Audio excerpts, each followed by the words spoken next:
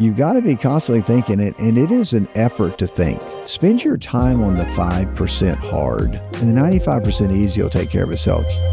You've got to have the right attitude. You've got to feed yourself consistently with educating yourself and growing and being aware of the world. Welcome to Decision Points. I'm Doug Hudson. I'm Scott Wood.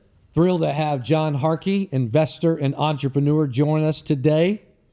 Thank you, Doug. Scott, glad to be here. Glad you're here. Yes, investor and entrepreneur. What are you investing in or entrepreneuring today? I kind of, my theme is impactful, innovative investing. So something that can truly make a difference and make an impact.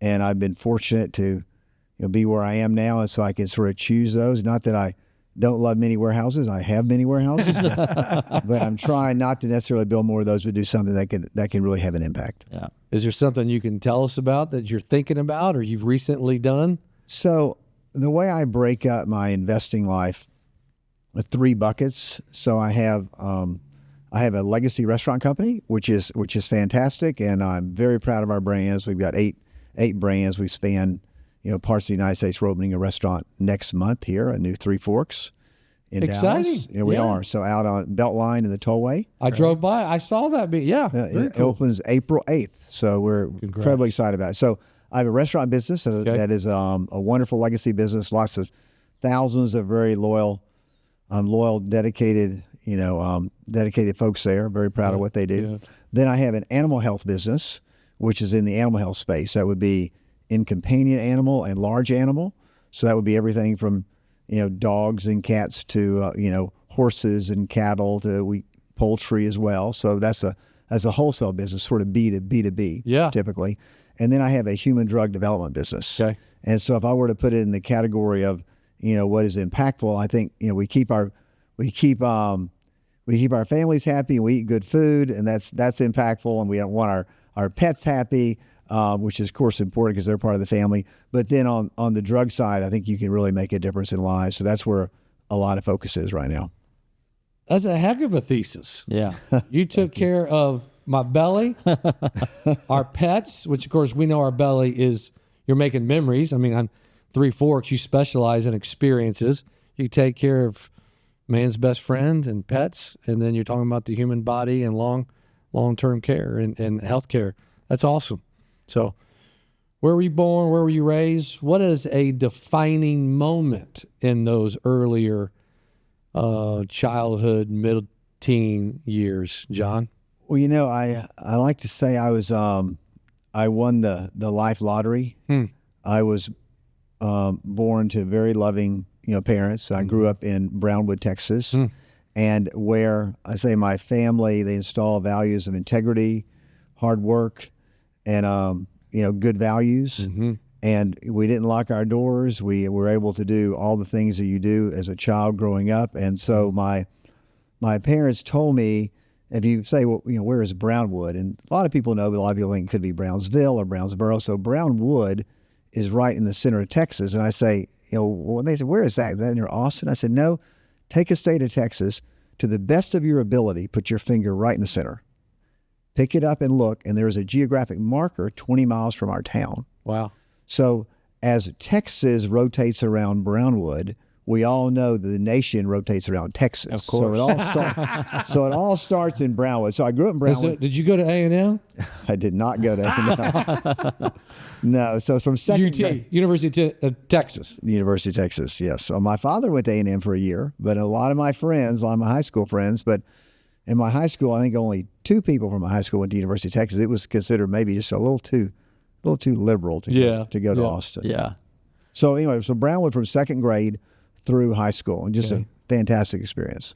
And what's a distinctive memory, John? Was there a hot stove moment? Was there, as you think about and what shaped you maybe in junior high school, somewhere in there? Any experiences come to mind that really? I think that I was blessed to have a father who became an entrepreneur early on when he'd worked for some worked for some great businesses, moved us to Brownwood, was a partner in a feed mill there. But then when I was probably 14, he bought an animal health business for $4,000. And so from that point forward, and even before that, I knew, when you needed, if you wanted something, you needed to work for it. Mm-hmm. And so early on, I, mowed lawns, I sold firewood, I sold mistletoe at Christmas. I put mistletoe in little packages at the mall and put a red ribbon on them. Me too. You did right. I did the same Seriously? thing. Yes. So was there some organization that was out seeking? That's so funny. No. You were selling mistletoe as well.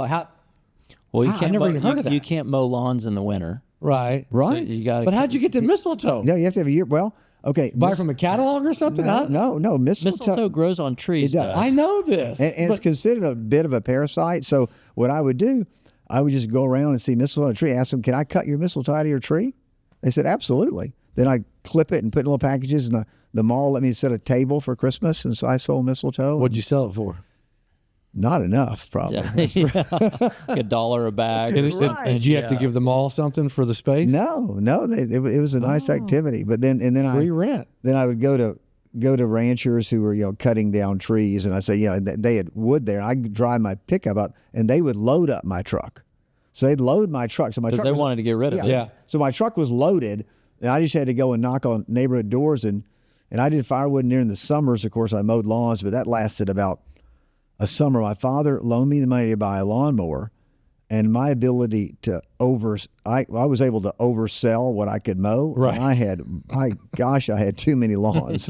So I said I was just done. Then probably a pivotal moment though. So I was working, and my father had a farm and ranch store, and I literally would wait on customers. So someone would come in, and we had spiffs in those days. So let's say, for instance, I knew if I sold a bottle of X, I got a nickel. So someone would come in and say, my pet needs shampoo. And I said, okay, got it. But I think you really need to spray for mites in the yard for the pet. So you need this spray along with your shampoo. And then I get a nickel. So I worked, and it was I think I got $19 that year. You were upselling, baby. Upselling. But the big breakthrough came when the lady came in and said, I would like to buy a rain train. And you may not remember those. A rain train is a cast iron, looks like a little train. You hook the hose to it, you flip it around, and you lay the hose in the yard, and the little rain train with a gear goes around and slowly crawls around the lawn. So she said, I need a rain train. And these are cast iron. And they're quite a nice little machine. Yeah. And we had them for sale.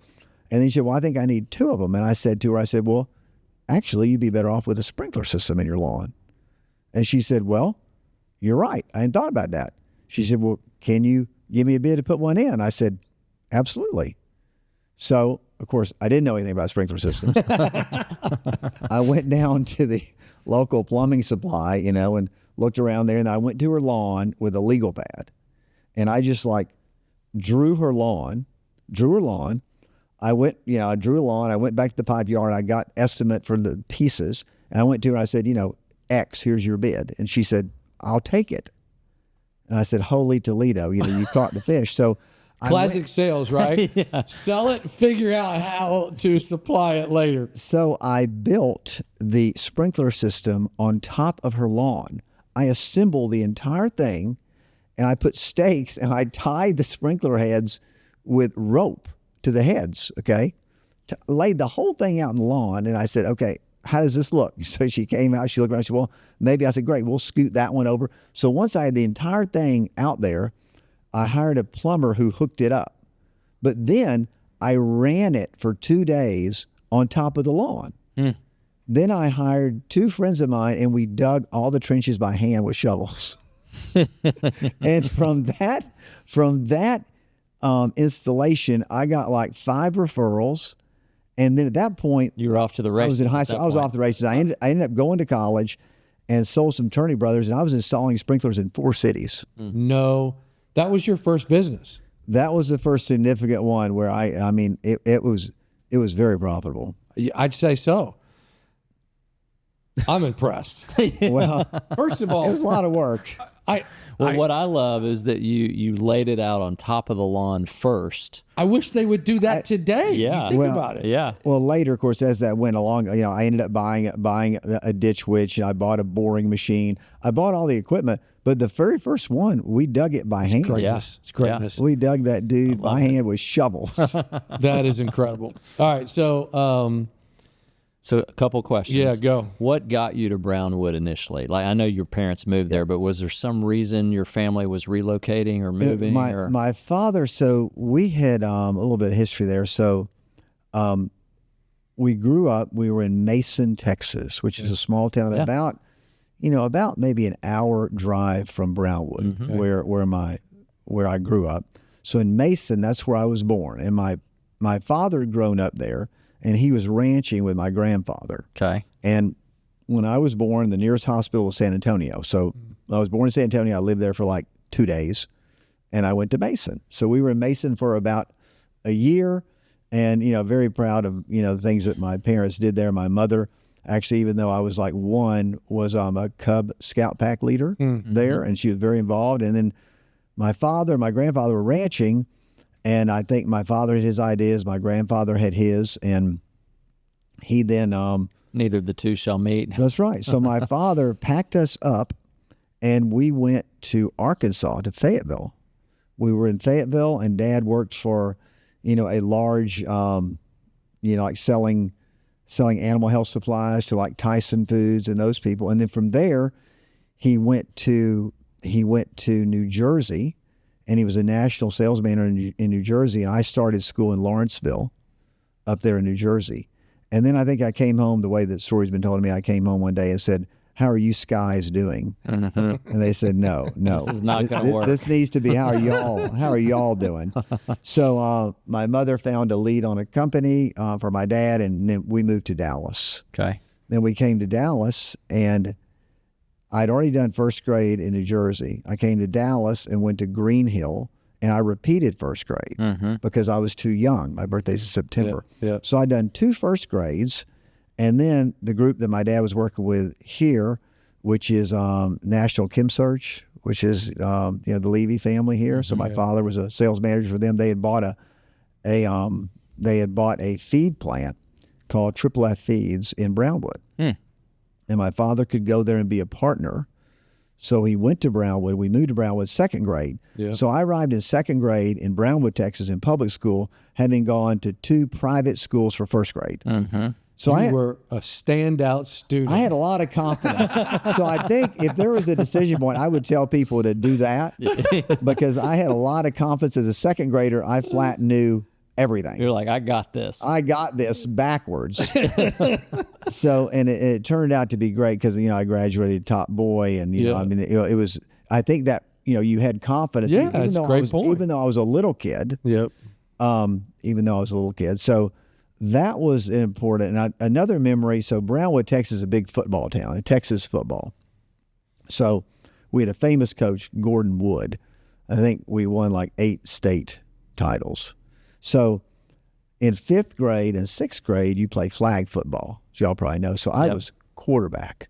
And I said, this is fantastic. Yeah. I'm quarterback. Smart, and I'm the quarterback. I'm quarterback in 5th grade. I'm quarterback in 6th grade. I'm cool. Well, then 7th grade, there's 1 junior high in Brownwood. So everybody goes to junior high, and then it's tackle football. How many elementary schools? There was probably 5 at the time. 5 elementary, Okay. 5 elementary schools, one junior high. Yeah, it's a big feeder. Yeah. Good question. So we arrive in junior high, and I'm a 7th grader, and I'm quarterback, but I'm B team quarterback, which is a great position. Yeah. You're B team, you got an A team, you kind of stand on the sidelines, but you're quarterback. So then I went to 8th grade, and I'm still B team quarterback. Perfect. Halfway through the season, the A team quarterback gets hurt. Yeah. So they send me into a legit real game against some small town in West Texas. And I mean, I got the fool hit out of me. I'd turn around, the guy wasn't there. I mean, I got plowed. I'd try to run. I got tackled. So it's halfway through the season. I walk off the field. My parents are in the stands. And I tell the coaches, I'm quarterback. I tell the coaches, I quit. They said, you can't freaking quit. You are the quarterback. Yeah. And I said, no, I quit. I'm going to be broken in half. I respect everything y'all are doing here. I quit. It's And not for me. My parents said, you're quitting. You're the quarterback. I said, I quit. I'm quitting football. And that was a huge, and that's not like me. I really try to, Finish what you start. right. I mean, See I things said, through. But there is common sense at some point, right? I quit. So that was a big decision point because I ended up, taking up golf. Yeah. So I played golf. I ended up getting to take pictures on the sidelines. And that team, my year I graduated from high school, we were undefeated in one state in football. Wow. That's awesome. Now, it wouldn't have been with me, the quarterback, but Yeah. But you documented it in film. I documented. The team was exceptional. So that was a real memory. There's another memory of hard work and just having to do for yourself. So Dad, in the store, there was a little warehouse behind the store where I sold these farm products, and so they told me go back and sweep the warehouse. So I have a push broom. I sweep the warehouse. That's what I'm told to do, right? And I finished sweeping the warehouse, which wasn't huge. I swept it, and lo and behold, they came in and they have a giant tub of oiled sawdust, and they threw sawdust all on the floor and said, "Sweep it again." And I said, "You have got to be kidding me." I said, "I think I'm going to have to focus on something else. I'm going to have to go to school. I'm going to have to get actually educated because if I'm sweeping these floors." And so anyway, so I worked very hard growing up, and it was great. That's awesome. It's incredible, and it's amazing how that literally does stick with you the rest of your life. So did you know you're going to go to Texas all your life? No, so in an interesting story there. So I'm an only child. My mother was an only child. So, and she had gone to Ole Miss, and Dad went to Texas A&M and then to Texas Tech, which is where he finished. And so they wanted me to go to SMU. So my picture was in the SMU freshman. I signed a golf scholarship to play golf at SMU.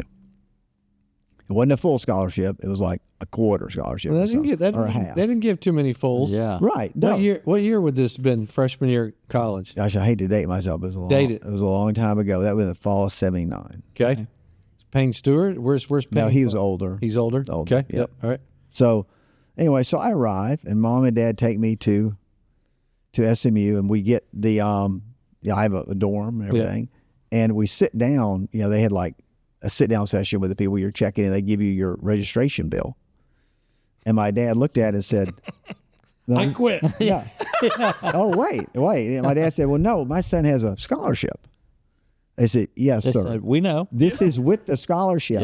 Yeah. Minus $37? But he says, oh, no, this is not going to work. And I said, oh, my God. So we left with Mom, and, Mom, Dad, and I, we leave. And he said, no, I think we got to look at something else. So my mom's like, no way. And then I had applied to Texas, which I was fortunately back then, you were automatic admit if you graduated top of your class, whatever. So I was in Texas, and there was a former lieutenant governor named Ben Barnes, who had been lieutenant governor of Texas, who moved to Brownwood, was doing real estate development. And he had told my parents, said, your son should go to University of Texas. That is the place to go. And my mom's like, oh my God, he can't go there. He needs to go to a little school. And my dad says, you know what? We need to figure out if he's going to sink. If he's going to sink, if he cannot swim, let's go ahead and figure out that he can't swim now, and we'll come up with plan B for him. Mm-hmm. So I literally, with my picture in the yearbook, we said, we're not going. And I showed up at Texas. Mm-hmm. Showed up at Texas as a freshman. And it was, just a wonderful experience. We figured out a dorm and went on from there. Yeah, I'd say so. All right, John. So when you graduate Texas, what's your degree? It was in business honors. Okay. All right.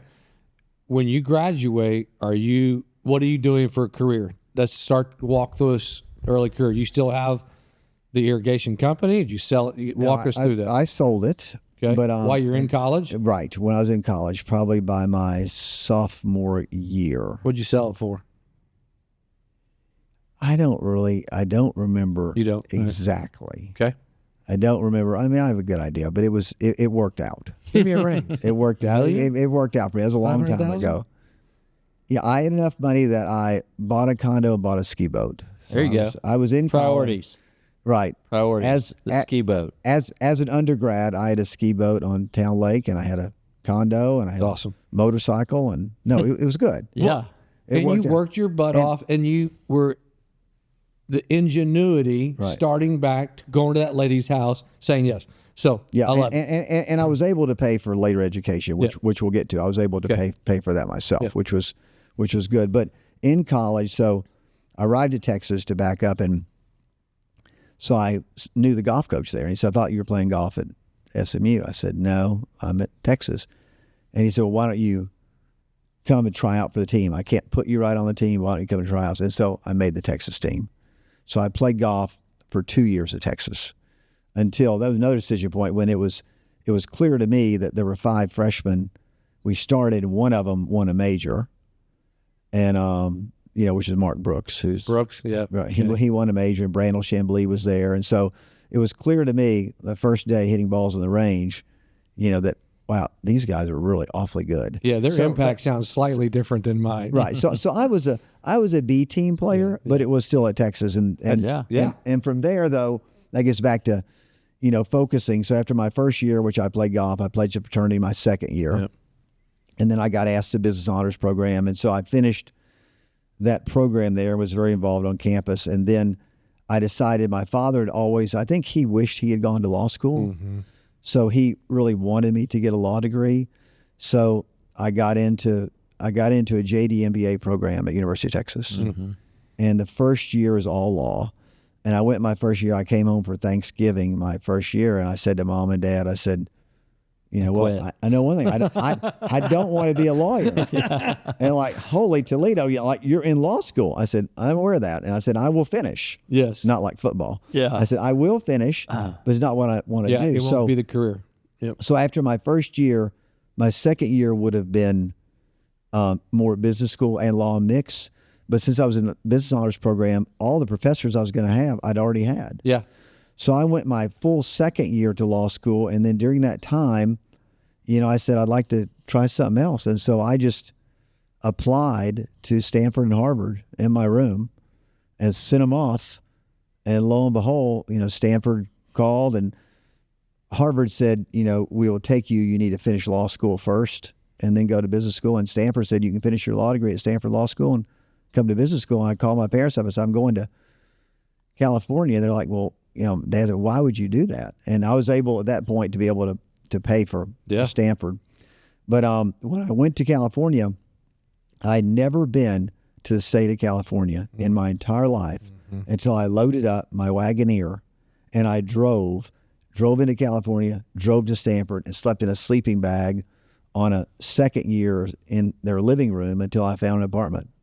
It's incredible. And so that was a big turn. And then I finished the law degree and got the MBA. What motivated you to apply to Stanford or Harvard at that point in time? Like, what was kind of going through your head? Like, because obviously Texas law and that degree would have been amazing. No, fabulous. In Texas, and we have 2 daughters who are, Texas, and both went Texas law. And and I'm very involved at the University of Texas.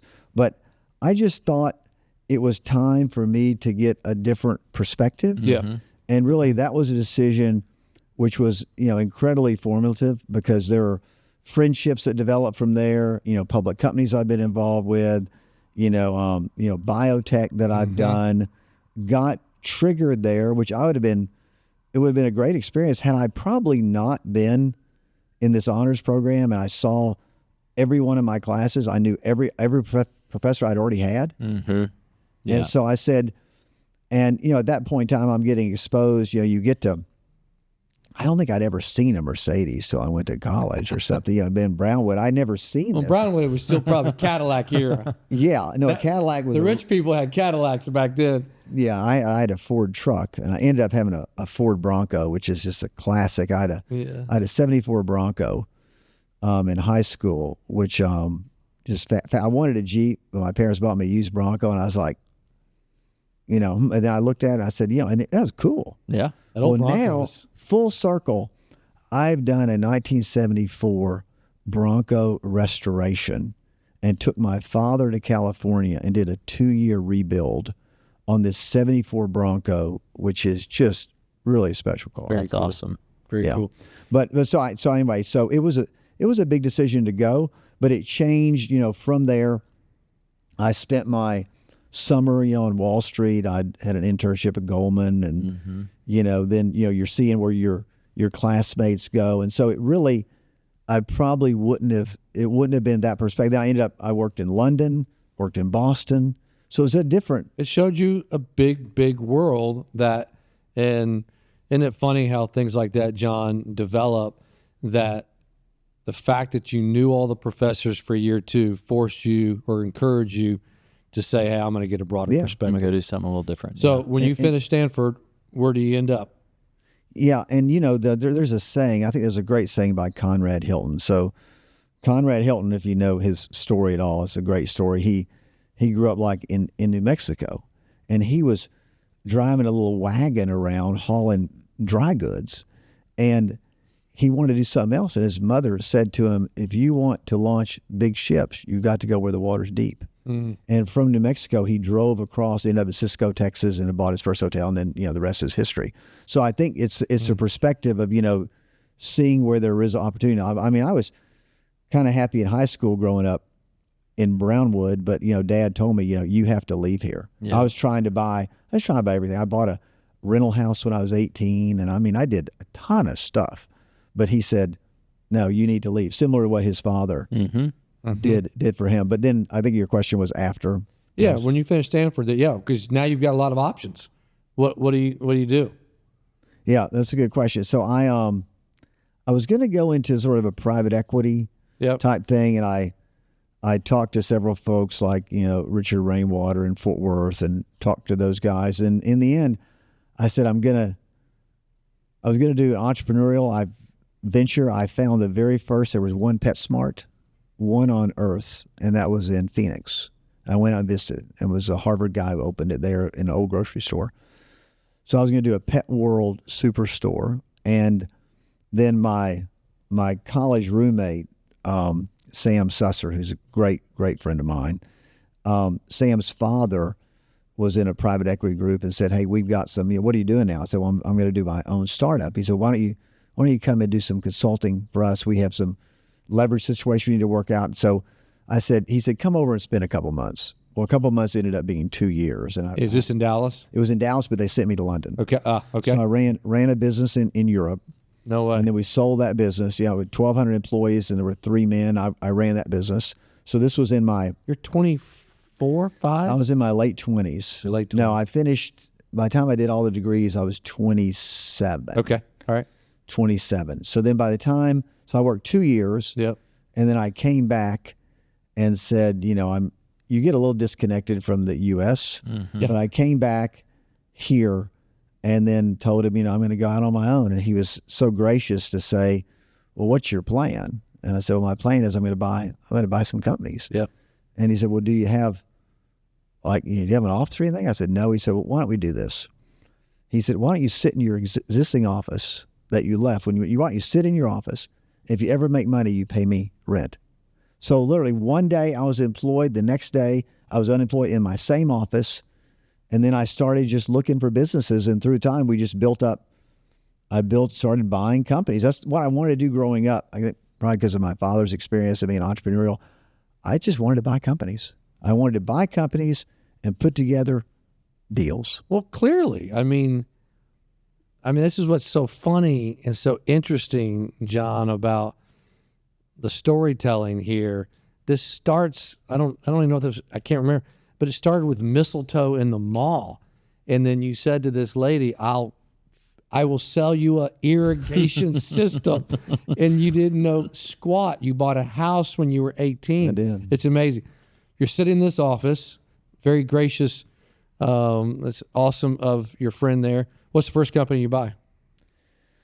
So when I left, there was another gentleman there. His name was Frank Smeater. And Frank said, what are you going to do? And I said, I'm going to buy companies. He said, well, I'd like to do it with you. And he was on the board of a small company called EIL Instruments. EIL Instruments. It was a small publicly traded company. And he said, I think they need to be bought. So literally, I'm on my own for like 1 month.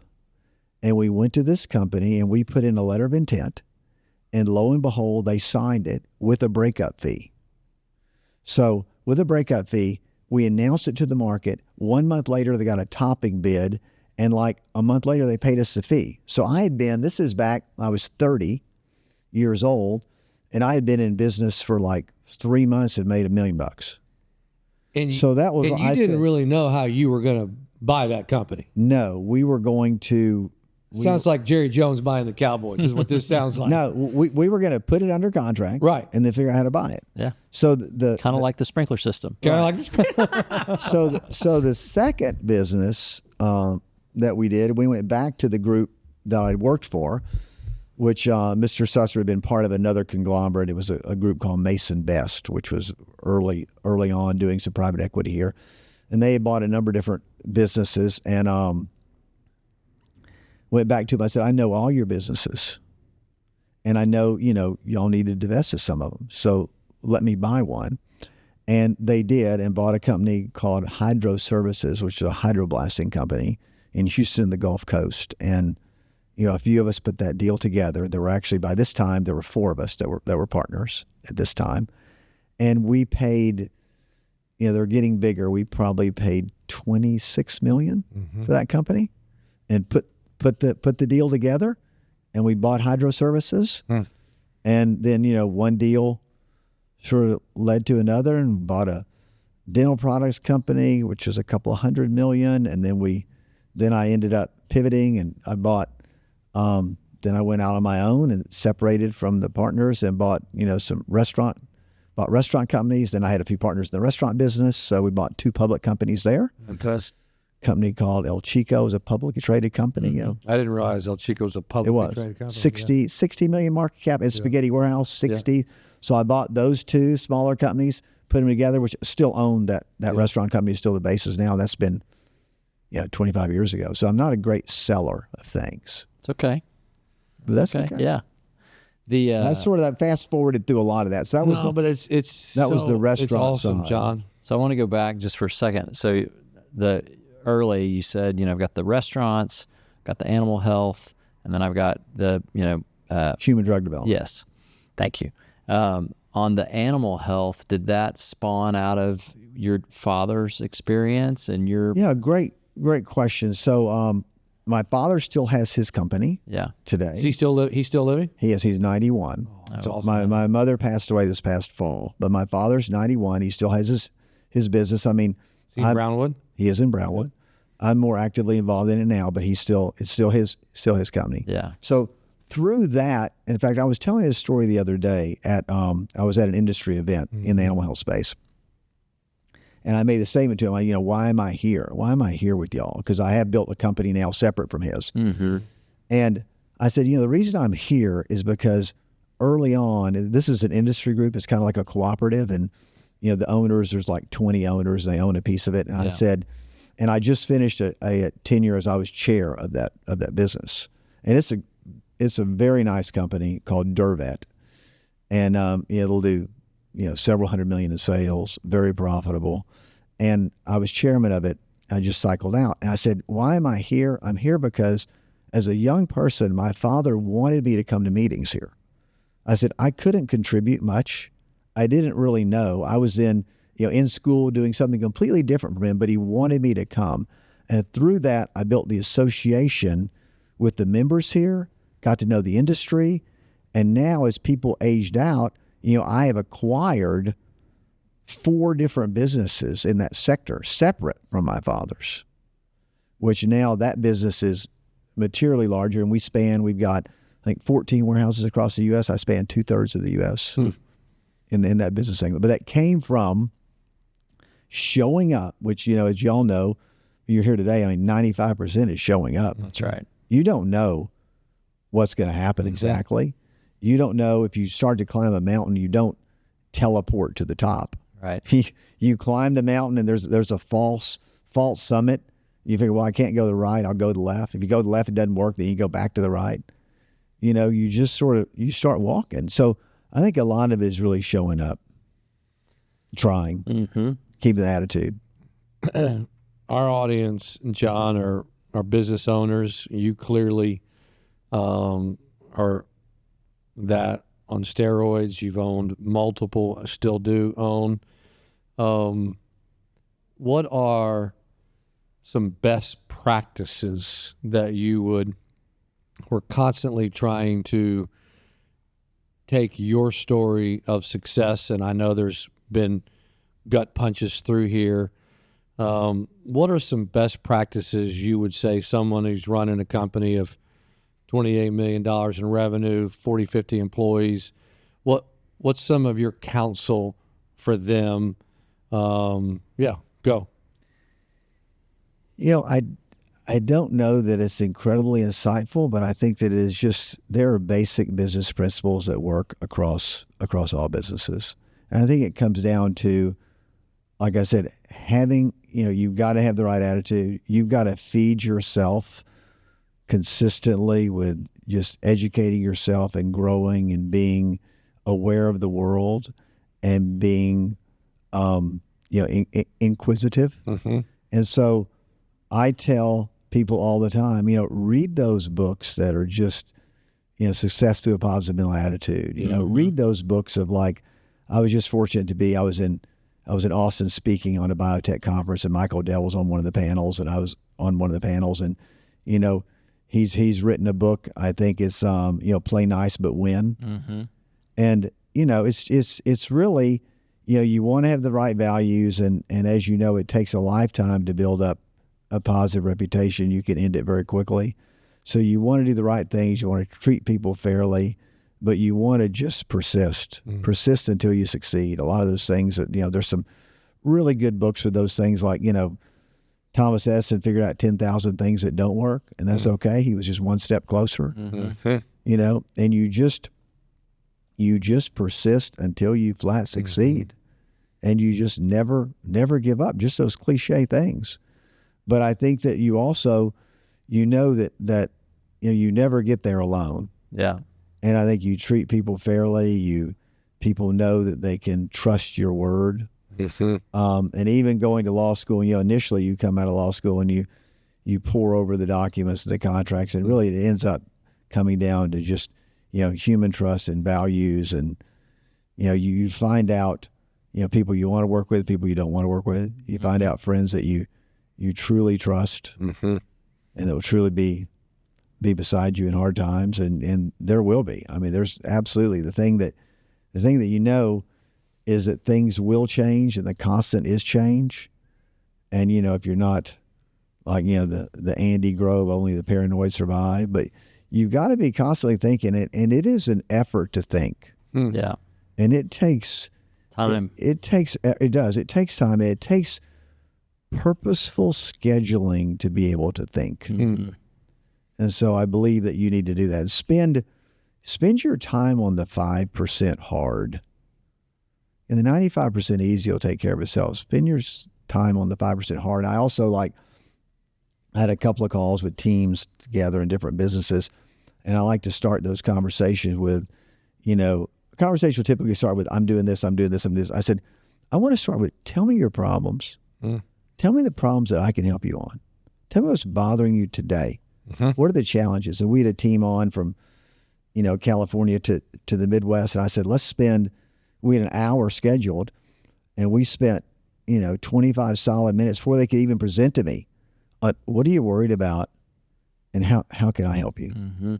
Let me ask you a question, John. So as I'm listening and learning your story, one of the things that strikes me and that is interesting that I want to explore for a minute, and I may not get it exactly right, but let me just put it out there and then you can react to it. It seems like, with the exception of the sprinkler system installation, you've operated more.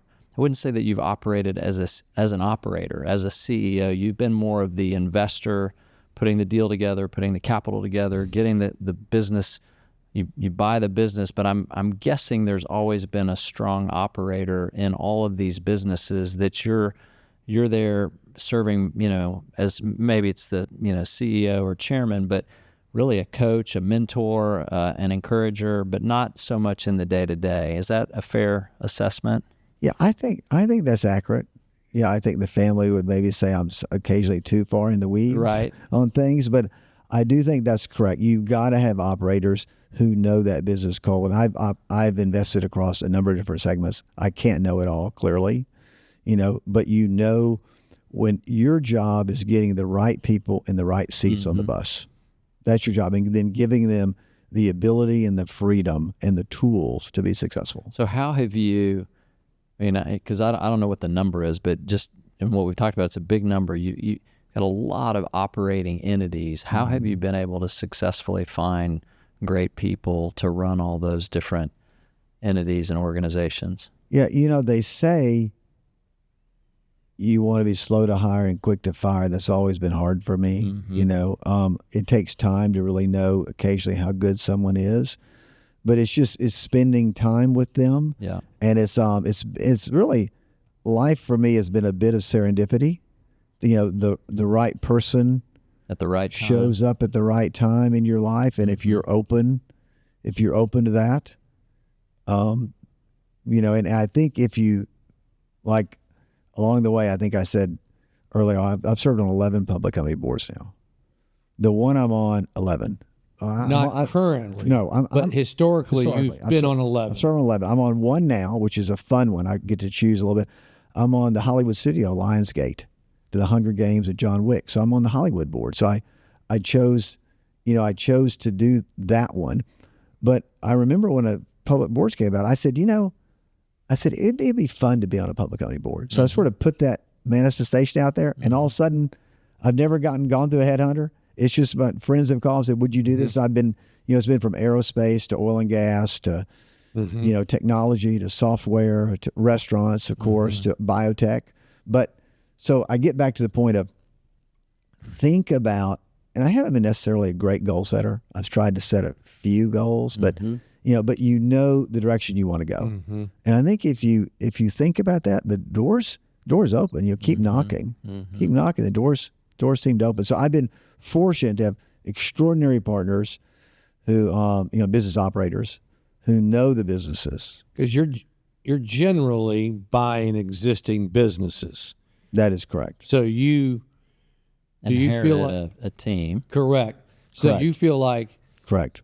as you're evaluating whether to buy a company or not, that I can think this will be very, very valuable. I mean, we have listeners right now who would maybe love to send you their company.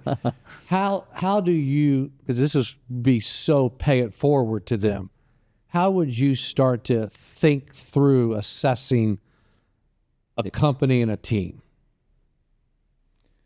What have been some of your go-to thought patterns there? And are you willing to go ahead and make a purchase of a company even though the right team may not be there because you can get the right team over time? I've done that too, and I've made a mistake. I backed a team that did not work, and I thought they were, even though they had skin in the game. So I have done that as well, but that doesn't deter you to keep swinging. Correct. I like to say, it's a baseball game, but you're at the plate and you can take 100 pitches. Yeah. You can take 100 pitches. You're going to get to swing at 3. Yeah. So make sure the 3 you swing at are significant ones. And so, but to the specific question, it's just the whole complement. You want all the things that you normally look at with a business. You want good margins, a defensive industry position. You want some exclusivity. You want I've shied away from technology investing in startups where something that could happen in a boardroom in Japan, right, or China, obfuscates your business. So it's been more predictable businesses where you believed if you needed to, you could make a management change, but also you would believe there's good management depth in the business. And then you've got to spend enough time there to get to know it initially and to build the trust. So I think you've got to deep dive them in the beginning. It's like during our COVID experience, you could run your businesses when you all had the relationship you have. Hard to develop that relationship over over Zoom, so to speak. But so that's a lot of it. Spend the time in the businesses to develop that deep understanding.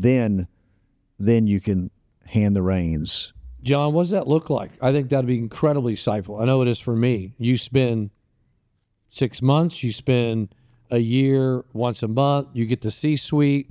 What's generally been your formula for doing that deep dive? Well, Doug, it's got to be nice if there was a formula, but there's not. Art, the business is an art. It's not a science. It's not. We're not doing AI stock trades here. Yeah, we are having to evaluate each one individually. The difference where in the human drug development side, we haven't talked about it. It's really exciting what's going on there. But in that instance, I am doing the complete antithesis, because I'm pulling technology out of universities and building a team with a scientific founder, and then bolting the team around it. So that has been much more startup. That's more startup for sure. But you're getting the technology and the science. So that has been a different play.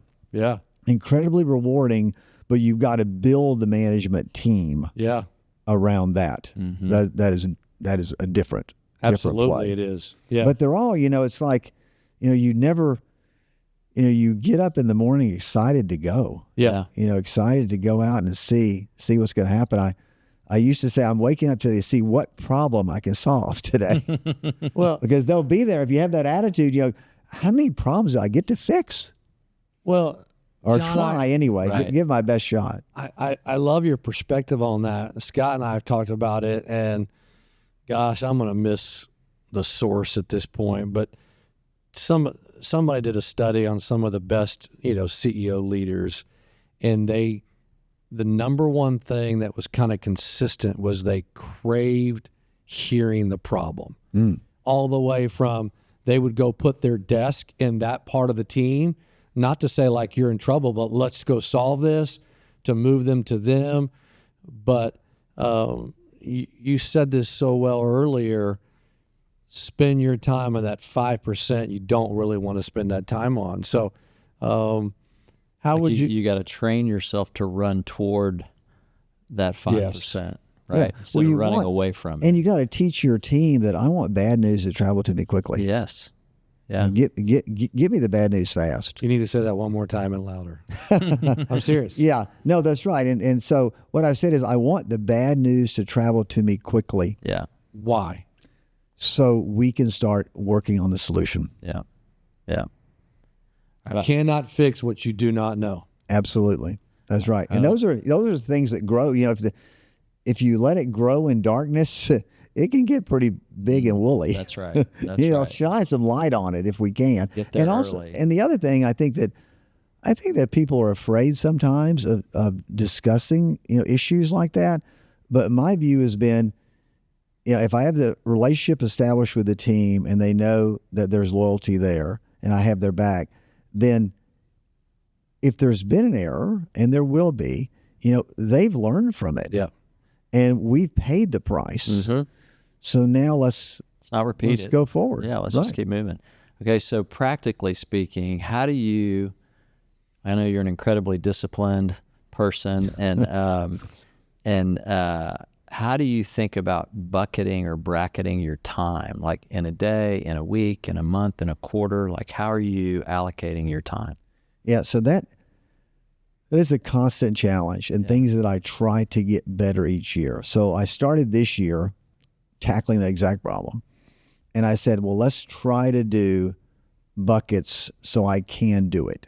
So I have standing meetings, that are in a particular time, a placeholder for different companies and different teams. So it'll be, really just try to keep it to an hour, but they're standing. Like I'll have, one Friday mornings, or I'll have, Wednesday afternoons, or I'll have one on Mondays. And I don't make it so strict that they know there isn't flexibility. If I just finished a meeting where someone's going to be skiing next week, I said, that's fine. Let's just move that meeting. If something comes up, you call me. Yeah. But I at least have the main buckets. There would be 5 scheduled buckets of an hour. And, you think, gosh, that's only 5 hours, but it's hard to do. But if you schedule them and then they're not coming to you every second with Correct. something. So that's what I've tried to be more diligent of. Now, what I've not been good on is scheduling my own thought time. Yeah. But like that's why if you do travel and you fly on a plane, I turn off the Wi-Fi. Yep. I don't want to get phone calls if you're flying, and let's just actually think. Yep. Yeah. But That white I've space. scheduled these standing times, and it's taken a minute to determine what's the right time for everybody. We've got people on the East and West Coast, so they're pretty normal times at work, and you're sensitive to people's personal lives. I think that also goes a long way when people know you're sensitive to their personal lives. But I have my team, and I've got 2 primary assistants. They put the leader schedules, their vacations are on my calendar, so I know when they're going to be away. So we try to be sensitive to that. What disciplines do you build into your daily life, weekly life, monthly life? Like, what time do you wake up? When do you work out? What and these are like, and the reason I ask, it's like, Sure. is there a success formula? Like I have one of the things I do is every night before I go to bed, I plan my next day. Very good. And it's handwritten. I have a journal. It's handwritten. So when I wake up in the morning, I know exactly what I'm going to do the first 3 hours before stuff starts inbounding. So I think curious. that's very important. So I think Sundays has sort of been a day too to plan the week. Plan the week thoughtfully by buckets of what you want to do. The other thing, there's a product out which I like. It's called Remarkable. It's like a notebook. Crazy. It's so cool. Yeah. Yeah, and it's not you're not connected online, but I had trouble with carrying a briefcase. I got 10 notepads or books, so that's helped me. And I sort of have on my front page of that, I have like someone's initials in TD with a hyphen. So I have like 12 people that I'm constantly putting little reports to. So just on my main page, I can find all the little to-dos. that's great. But it is a challenge and to try to get that routine of, when do you work out? When I've tried mornings, I've tried afternoons. I worked out yesterday afternoon, which ran into dinner, which ended up a little bit later. But then, mornings have been good as well. After my skiing accident, I haven't been riding the bike as much, but now I've just started trying to get going again. Not enough time for golf. There's never enough time. Never for enough golf. time for golf. No, never enough time for golf. Right. I want to spend our last couple minutes here, though, John, because I know it's important to you. Why has serving University of Texas been so important to you? What have you gained from it? What do you hope to give to it? I think that as we look forward to thinking, what is our legacy and how can we give back, and just the idea of, paying it forward. I mean, I came from a very small town to an eye-opening experience at University of Texas. I developed some of my absolute closest friendships there, and I believe that the giant oak is in the seed. So the seeds that we plant will change the world. And so we invested in Penny and I invested in the entrepreneurship program at the University of Texas in the business school, and I was fortunate to be chair of the business school at the University of Texas, and I gave the commencement speech in 2020, which was online, unfortunately. But we felt like if we can create the environment at the University of Texas where young people, it's one of the best times in your life to take risk. Yes. As you get older and you have, you have families, you have kids, you have responsibilities, you have a mortgage, you have all those things, it's harder to take risk. If you take risk early, I think great things can happen. And so we want to create the environment where we can have those kids plant the seeds and have people help them put water on, what type of fertilizer, just the questions. And they're still gung-ho with enthusiasm, and they just need people to help provide them the resources. And I'm happy to say that our entrepreneurship program is now ranked number 2 in the nation. Oh, let's go. Awesome. Absolutely. So Who we got to overtake? University of Houston, which doesn't even make sense. Doesn't even make sense. No, that doesn't make sense at doesn't all. even Love make Houston, sense. but that doesn't make any sense. Come on now. Doesn't even- I think it's a ranking deal or something.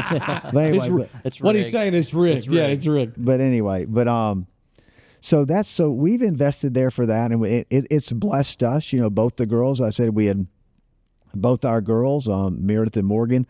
University of Texas, undergrad liberal arts, undergrad in Plan 2. Both went to law school. Meredith's getting her MBA now, so she's gonna have a JD MBA.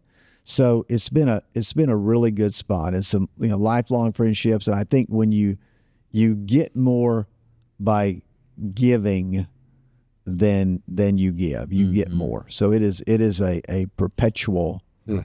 It's a perpetual system that's good, and it feels good. I like to say it's like if you're a little sheep and you go in to be sheared, and if they shear you too tight, they nick you. You say, "Oh no, that's not good." They shear you, you're like, "Ooh, that feels good," So then you feel good about the experience. That may be a little bit goofy saying, but I tell you what, the university, it needs private support.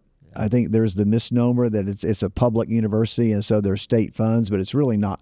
It's really not like that, as y'all know. Yeah. So the university needs our support, and it's doing good things, and it's investing in minds. And I will tell you, if you want to change a young person, give them the tools and give them the education, and that's something that we've encouraged our family, and I encourage young people, get the best education you can. Now there's all sorts of people will give you all these examples of these outliers. Well, they did it without the education. Right. But you may be so fortunate, but you may win the lottery too. Yeah. You should stick in the 99% and go ahead and get education and then play the lottery. Yeah. Yeah. Well said. Makes sense. John, incredibly grateful. Thanks for the time, the insights, and I know you've helped our listeners and business owners. So thanks for being on Decision Points. Well, Doug and Scott, thank you all very much. Glad to be here. That was great. Thanks, John. Thanks for joining us. Have a great rest of your day.